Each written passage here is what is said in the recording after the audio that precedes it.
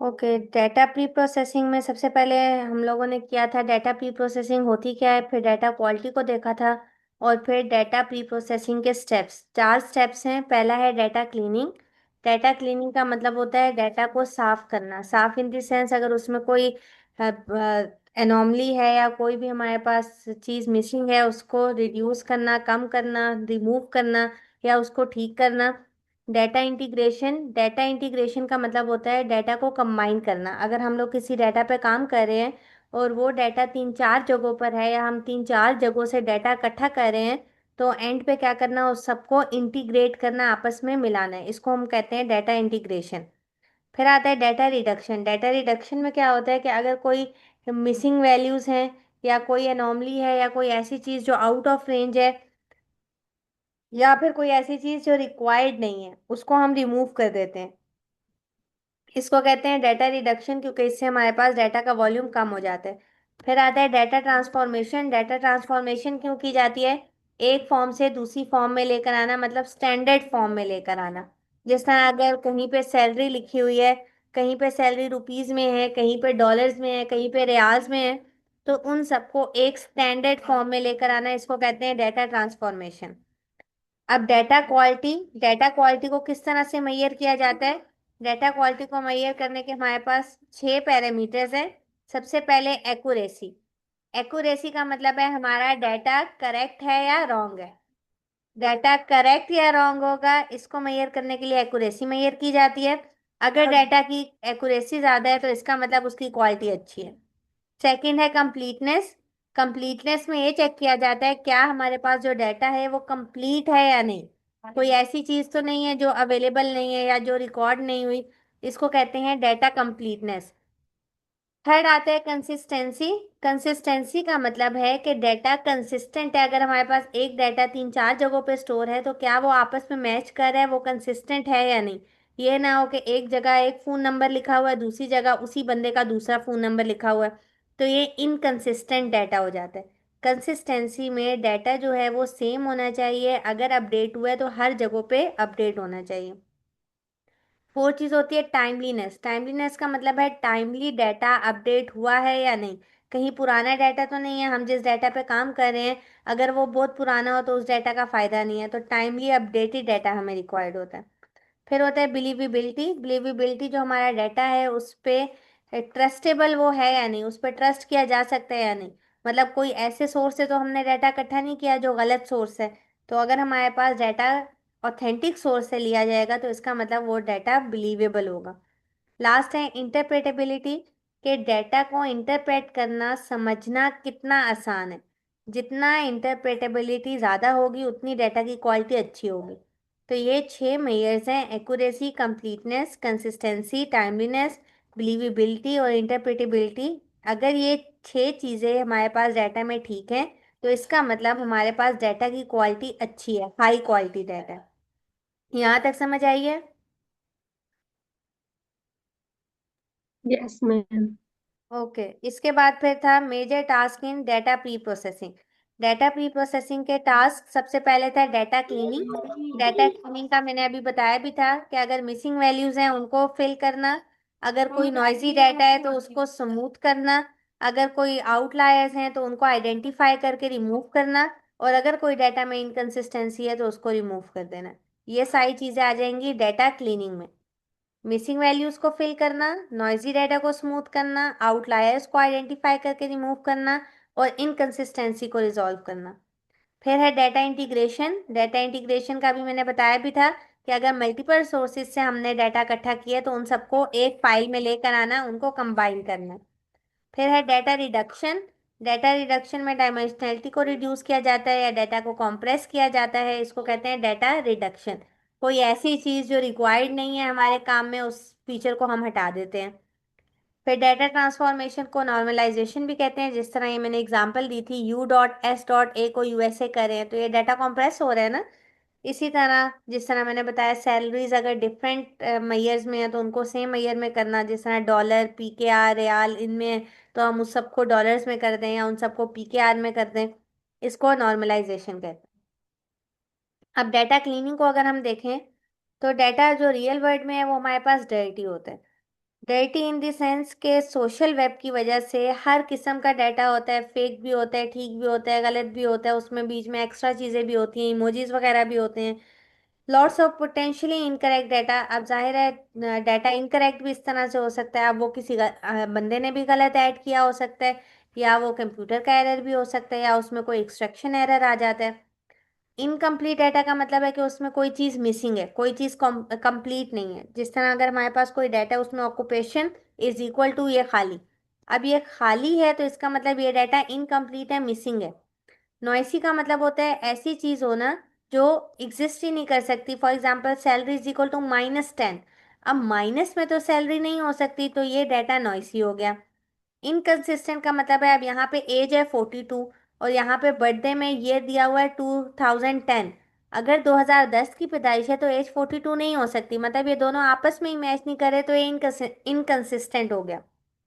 अगर 2010 की पैदाइश है तो 16 साल एज होगी और यहाँ पे एज 42 लिखी हुई है।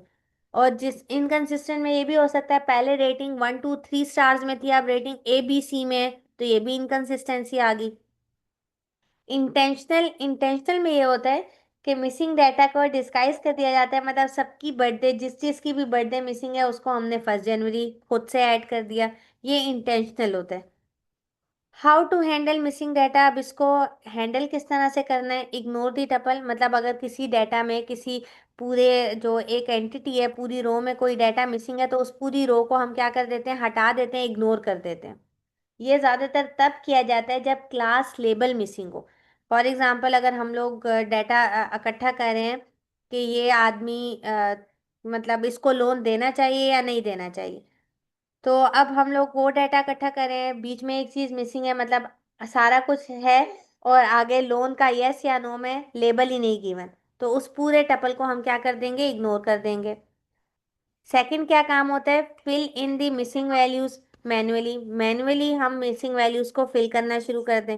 लेकिन अब डाटा हमारे पास बहुत बड़ा होता है, तो ये टीडियस और इनफिजिबल काम है, मतलब इसमें थकावट भी हो जाती है, और ये इनफिजिबल सी बात है कि इतने ज़्यादा डाटा में हम एक एक वैल्यू चेक करके उसको मैन्युअली फिल किए या फिल करें। फिल इन ऑटोमेटिकली विथ, या तीसरा क्या हमारे पास तरीका हो सकता है कि ऑटोमेटिकली उस डाटा को फिल करवाया जाए। कैसे फिल कराया जा सकता है, कोई ग्लोबल कांस्टेंट यूज करके, कोई भी एक नया कांस्टेंट बना दिया और जहां जहां पे वैल्यू मिसिंग थी वो ऐड कर दिया, या एट्रीब्यूट का मीन निकाल लिया जाए। मतलब फॉर एग्जांपल अगर किसी की एज मिसिंग है, तो बाकी जो डाटा था उन सब की एज का मीन निकाला और वो वैल्यू ऐड कर दी। या मीडियन वैल्यू, मीडियन जो दरमियान वाली वैल्यू होती है वो ऐड कर दी। तो ये हम लोग ऑटोमेटिकली इस तरह से डाटा फिल कर सकते हैं। How to handle noisy data. अब नॉइजी डाटा के लिए क्या काम होता है, बिनिंग करना। बिन करने का मतलब होता है कि डाटा को पहले सॉर्ट किया जाता है असेंडिंग ऑर्डर या डिसेंडिंग ऑर्डर में, फिर उनकी पार्टीशन की जाती है, मतलब बिन्स बनाए जाते हैं। इक्वल फ्रीक्वेंसी के बिन होते हैं, मतलब चार चार के हमने क्या कर दिए, बिन्स बना दिए। फिर बिन्स को आगे स्मूथ किया जाता है। स्मूथ करने के तरीके होते हैं बिन मीन्स के थ्रू और बिन मीडियन के थ्रू। ये आगे हम लोगों ने स्मूथिंग भी देखी थी, उसको भी हम अभी हम देख लेंगे। फिर आते हैं रिग्रेशन।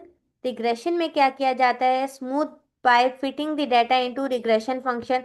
रिग्रेशन फंक्शन में डाटा फिट करेंगे, वहां से डाटा को स्मूथ कर लिया जाएगा। नेक्स्ट है क्लस्टरिंग। क्लस्टरिंग का क्या मतलब होता है, जो एक जैसे होते हैं उनके ग्रुप्स बनाए जाते हैं अकॉर्डिंग टू सिमिलैरिटीज या फीचर्स। इनके अकॉर्डिंग जो ग्रुप्स बनाए जाएंगे वो क्लस्टरिंग में आएगा। क्लस्टरिंग में अगर कोई आउटलायर है जो ग्रुप से मैच नहीं कर रहा, तो उसे डिटेक्ट करके रिमूव कर लिया जाता है। फिर combined computer and human inspection के इस डिटेक्ट किया जाता है, कंप्यूटर भी और ह्यूमन भी दोनों चीज़ें चेक करता है। अगर कोई चीज़ वैल्यू नहीं है या कोई आउटलायर है, या उसको रिमूव कर दिया जाएगा, या जो भी काम उसके साथ करना है वो कर दिया जाता है। Binning methods for data smoothing. अब बिनिंग के हमारे पास क्या तरीके हैं, सबसे पहले बिन्स बनाना। डाटा सॉर्टेड होना चाहिए। सॉर्टेड का मतलब है असेंडिंग या डिसेंडिंग ऑर्डर में होगा। तो ये डाटा है हमारे पास 4 8 9 15 21 21 24, ये 4 से लेके 34 तक हमारे पास एक डाटा है। अब इसको हमने बिन बनाने हैं। इसके बिन कैसे बनाएंगे, इक्वल लेंथ के। तो अब ये टोटल कितने एलिमेंट्स थे, 1 2 3 4 5 6 7 8 9 10 11 12, 12 एलिमेंट्स थे।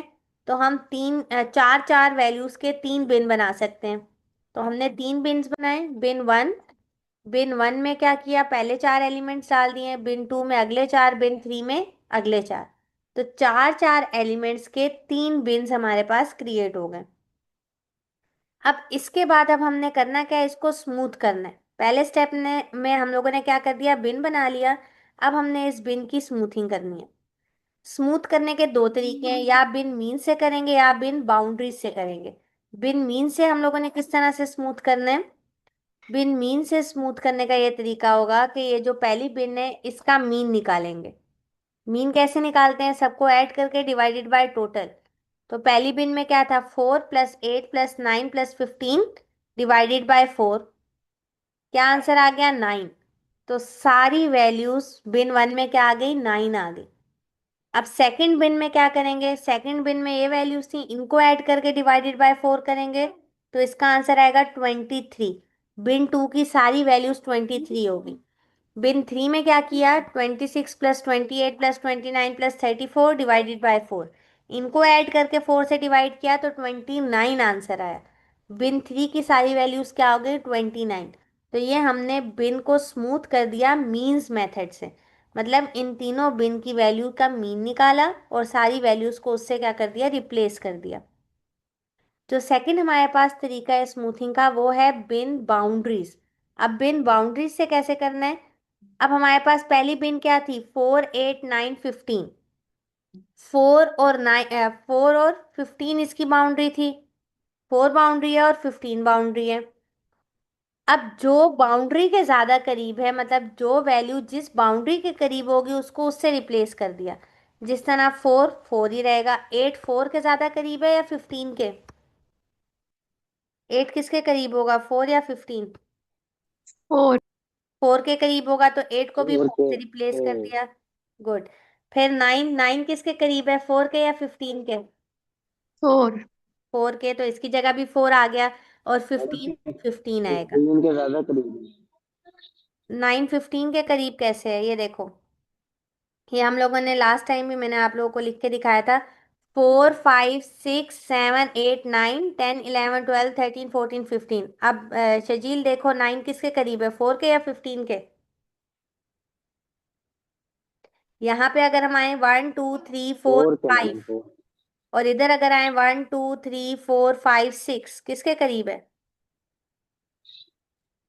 मम्मा यही फोर के मैडम। 4 के करीब है, तो इधर 4 आएगा। और 15 15 ही है। अब बिन टू अगर हम देखें, 21 21 24 25, इसकी बाउंड्री में क्या क्या आया, 21 और 25 आया। 21 एज इट इज रहा, 21 फिर एज इट इज रहा। अगला है 24। 24 किसके करीब है, 25 के या 21 के? 24 किसके करीब है, 25। 25 के। तो ये भी 25 हो गया और ये भी 25 हो गया।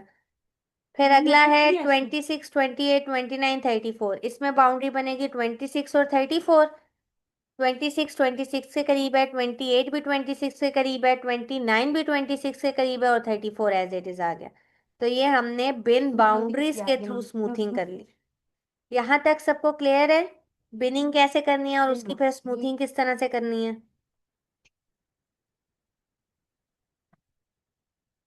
Yes ma'am. ओके, यह गुड। फिर हमने किया था डेटा इंटीग्रेशन। डेटा इंटीग्रेशन का मतलब होता है डेटा को कंबाइन करना। डिफरेंट हमारे पास सोर्सेज थे, मल्टीपल सोर्सेज थे डेटा के, उनको जब हमने एक कोहेरेंट सोर्स में, एक ही स्टोर में कंबाइन, इकट्ठा कर दिया, इसको डेटा इंटीग्रेशन कहते हैं। स्कीमा इंटीग्रेशन में क्या किया जाता है, कस्टमर आईडी और ये बी कस्टमर हैश, हैश जो है ये आईडी या नंबर के लिए यूज होता है, इनको एक ही में इंटीग्रेट कर दिया। Entity identification problem, name disambiguation इसमें देखी जाती है। जिस तरह मल्टीपल डेटा सोर्सेज थे, एक जगह लिखा हुआ है बिल क्लिंटन, एक जगह विलियम क्लिंटन, तो ये क्लिंटन इसमें क्या था, कॉमन था। तो इसको हम लोगों ने अलग अलग किया कि ये अलग वैल्यू है, ये अलग वैल्यू है। फिर डेटा वैल्यू कॉन्फ्लिक्ट्स को रिजॉल्व करना। पॉसिबल रीजंस क्यों हो सकती है डाटा की वैल्यू कॉन्फ्लिक्ट, ये शॉर्ट क्वेश्चन आ सकता है कि जब हम लोग डाटा के साथ डील कर रहे होते हैं तो उसमें डाटा कॉन्फ्लिक्टिंग, वैल्यू कॉन्फ्लिक्ट क्यों आ सकते हैं। पहला रीजन है इसका कि रिप्रेजेंटेशन डिफरेंट हो सकती है। जिस तरह मैंने ऊपर भी एग्जांपल दी थी सैलरी की। कुछ लोगों ने सैलरी रुपीस में लिखी हुई है, कुछ ने डॉलर्स में लिखी हुई है। डिफरेंट स्केल्स हो सकते हैं, मीट्रिक वर्सेस ब्रिटिश यूनिट्स। जिस तरह अगर हम लोग बात करें हाइट की, तो किसी ने इंचेस में हाइट लिखी होगी, किसी ने फीट में लिखी होगी, किसी ने सेंटीमीटर में लिखी होगी, तो ये डिफरेंट स्केल्स की बात होगी। इसी तरह वेट, किसी ने पाउंड में वेट किया होगा, किसी ने केजी में वेट किया होगा। तो ये रीजंस हैं वैल्यू कॉन्फ्लिक्ट्स के। अच्छा, यहाँ तक अब क्लियर है? यहाँ तक वो चीज थी जो हम लोग पहले पढ़ चुके हैं। ठीक है, एसी ऑन करना। समझ आ गई यहाँ तक? Yes ma'am. Yes. यस ठीक है। मैम। आज अब हमने स्टार्ट करना है डेटा रिडक्शन स्ट्रेटेजीज से। अब यहाँ से जो हमने स्टार्ट करना है, इसमें आप लोगों ने साथ साथ बताते जाना है मुझे। ऊपर वाला मैंने जल्दी जल्दी इसलिए कराया क्योंकि वो हम ऑलरेडी कर चुके थे।